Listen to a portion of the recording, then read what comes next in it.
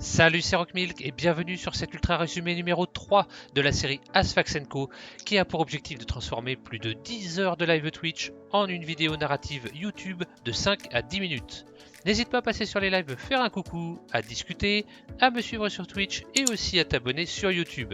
C'est totalement gratuit, ça te prend quelques secondes et ça fait toujours extrêmement plaisir. Bon visionnage!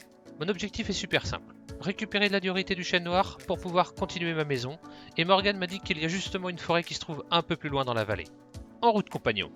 Je dépasse quelques champs, derniers vestiges de la civilisation avant le monde dangereux et sauvage.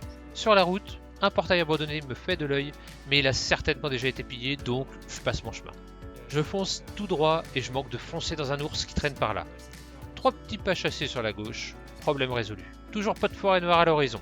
Mais je croise une abeille qui tourne autour d'une ruche. Ours, abeille, miel. Le jeu est en train de m'envoyer des signaux sur ce que je dois absolument faire. Je repars donc me faire un feu de camp que je pose sous la ruche et en attendant la nuit pour m'en emparer, je nourris des colibris qui traînent par là. Oui, j'adore aussi les petites bêtes. Mesdemoiselles, vous allez bosser pour moi. Il me faut un arbre, pouf, et j'installe la maison des abeilles au milieu de quelques fleurs. Elles vont être super bien là. Je bricole dans la maison le temps de ramasser du miel et en route pour retourner à l'endroit où j'ai vu la grosse bête. Au lieu de l'ours, c'est le jumeau de tasse qui nous attend. Et armé d'une chair putréfiée, je l'attire à moi direction la maison. Sur la route, on va même en croiser un deuxième et on va terminer le chemin à 3 direction l'enclos pour tenir compagnie à Taz. Le seul, le vrai, l'unique. Mais bon, c'est un ours que je veux, donc on y retourne. Si j'en trouve un pour l'amadouer, il va me falloir aussi du saumon, donc un petit crochet vers la rivière pour pêcher à l'épée. Je retrouve alors le gros pépère, mais au moment de le nourrir, il va me mettre une patate de forain. J'ai plus qu'à fuir le temps qu'il se calme. Deuxième tentative, il mange mon bloc de miel et accepte que je l'approche. Tout mon poisson va y passer, mais il refuse qu'on devienne pote. Il me faut plus de poissons, donc retour à la pêche. Un trident me rase les oreilles. Non mais oh! Je déglingue le malotru qui me lâche son trident. 100% des zombies noyés m'auront donné des tridents à leur mort. C'est quand même une belle stat, n'est-ce pas? Je retrouve mon gros nounours et il me reconnaît même pas. Paf! Deuxième mandale. Vite, un bloc de miel. Au deuxième poisson, j'obtiens sa confiance. Et voici donc ma nouvelle monture. Wouhou! Tremblez, monstre! Bon, faudra sûrement prendre les ennemis par surprise. Mon ours est tellement lent, il suffit de marcher pour nous semer. On croise Morgan qui s'approche et qui va avoir le droit à sa mandale lui aussi. Hop! Dans l'enclos mon pépère. On repart dans le même coin au cas où il y aurait un deuxième ours, et une troupe de babouins s'est installée dans les parages. Je vais tenter de les ramener aussi avec des branches mortes, mais ils avaient pas l'air bien fut-fut, donc bon, j'ai rapidement abandonné. Il me semble que lors du premier live, on avait croisé un ours justement dans la forêt derrière chez Asphax. On prend encore un peu de miel, des bottes en cuir pour éviter la poudreuse, et en route. Akalas a déjà pris possession de l'endroit, et les pingouins s'entendent moyen avec les ours, donc il va falloir pousser les recherches un peu plus loin. Beaucoup plus loin. On va leur tomber sur une maman et son ourson qui va se montrer super coopérative, et on va rapidement reprendre la route dans l'autre sens. Écartez-vous, on arrive. Une éternité plus tard, on arrive à la maison. On repart pour une session avec les viewers ainsi qu'une poignée de joueurs pour un petit live du soir. On doit aller dans le Nether farmer les crânes du Wither pour relever le challenge du centre-ville. Pour l'occasion, je me suis fait une petite armure en diamant bien sympa avec des bottes protection 4, agilité aquatique 3, solidité 3 et surtout chute amortie 3. Et un plastron épine 2, solidité 3 et protection 3. Vrodka vient de mordre la poussière et a besoin d'un nouveau stuff. En attendant qu'il se prépare, on nourrit les ours, on se débarrasse des pillards dans le village, mais surtout on va chercher de la poudreuse dans les montagnes en prévision du Nether. Ça pourrait nous sauver la vie. Je vais en profiter pour faire des tests de toit pour ma maison, mais il me faut du chêne noir, donc direction la forêt. Pour le moment, aucune des formes qu'on va faire ne va réellement me convaincre, mais c'est l'heure d'aller dans le Nether. La direction de la forteresse est indiquée, et je tombe sur un gros moustique dans une forêt rouge. Mes compagnons de crâne de Wither semblent avoir changé d'avis et sont partis miner la Netherite.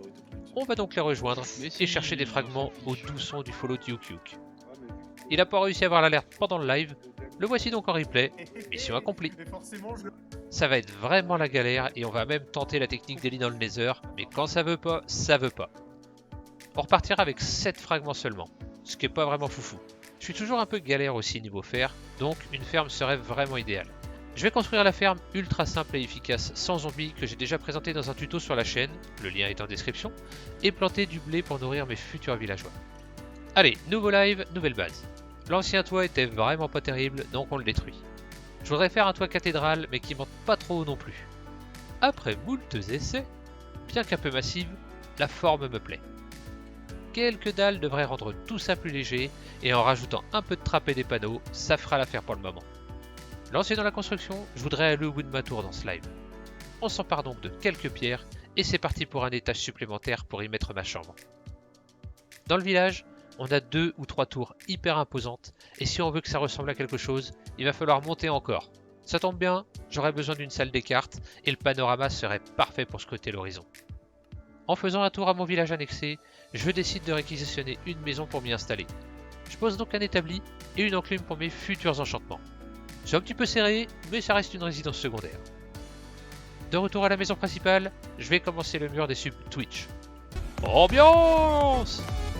On va aussi faire un mur pour les viewers fidèles.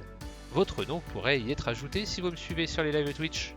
C'est orageux, les mouches volent bas. Le dernier étage doit être massif pour surplomber la vallée, et ces petites bordures de soutien sont du plus bel effet. Des petits poteaux noirs pour le style, et on monte les murs. Quelques vitres pour éviter les courants d'air, et on s'attaque au toit. Je voudrais un toit en forme de pointe avec un contour en bois. On va faire quelques essais pour trouver la forme. Là, c'est moche. Je disais donc, on va trouver la forme, puis poser de la pierre en tas de manière aléatoire pour qu'elle se forme vaguement une pointe. Un MLG pour descendre. Bon, il y a un problème là. Tac tac tac tac tac. Voilà. J'ai plus trop de diamants dans mes coffres et je me ferai bien une petite chasse pendant une vingtaine de minutes. On va dans notre village éloigné de tout et direction la couche -57. Toujours creuser sous soi à cheval sur 2 blocs. Ça peut vraiment vous sauver la vie. La chasse va être bonne. Très bonne même, puisque nous allons remonter exactement un stack en une vingtaine de minutes. C'est propre. Je pense que je dois être le seul à pas avoir de troupeau de vaches, et pour les livres, ça va être indispensable, donc on se fait un enclos à base de trappes. C'est une petite astuce franchement géniale. Les animaux, ils passent dans un sens, mais pas dans l'autre, et vous avez même plus besoin de tapis pour passer au-dessus. Avec tous ces diamants récupérés, un équipement de compétition serait vraiment bien sympa. On va donc passer beaucoup de temps au spawner à squelette pour farmer les niveaux, et je me sens désormais prêt à affronter n'importe quel mob. Pourquoi pas le dragon même. Mais ça sera pour une prochaine fois, car ce live s'arrête ici. D'ici le prochain live, portez-vous bien.